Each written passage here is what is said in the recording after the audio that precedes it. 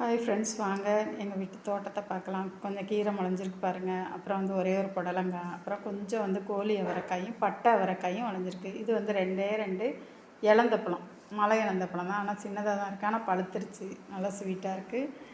அப்புறம் பார்த்திங்கன்னா இதில் வந்து இந்த ஒரே ஒரு பட்டை அவரைக்காய் மட்டும் ஒன்றே ஒன்று காய்ச்சிருக்கு. அப்புறம் வந்து ஒரு 3 பச்சை மிளகா.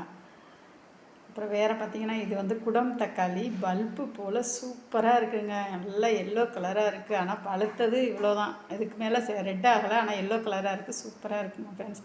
அப்புறம் வந்து இன்றைக்கி எங்கள் வீட்டுக்கு ரொம்ப ஒரு இதுனா இந்த அவரைக்காய் தான்.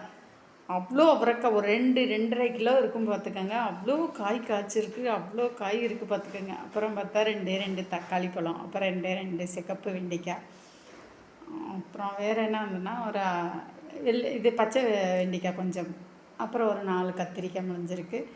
அப்புறம் கொஞ்சோண்டு கொத்தவரங்காய், அப்புறம் பாலக்கீரை. இது வந்து தம்பட்டை அவரை, அது சரியாக வரலை. ஆமாம், இவ்வளோதாங்க ஃப்ரெண்ட்ஸ் எங்கள் வீட்டோட ஹார்வெஸ்ட். ஆனால் வந்து இந்த எல்லோ டொமேட்டோவும் மூக்குத்தி அவரையும் செம்மையாக இருக்குதுங்க, சூப்பராக இருக்குங்க.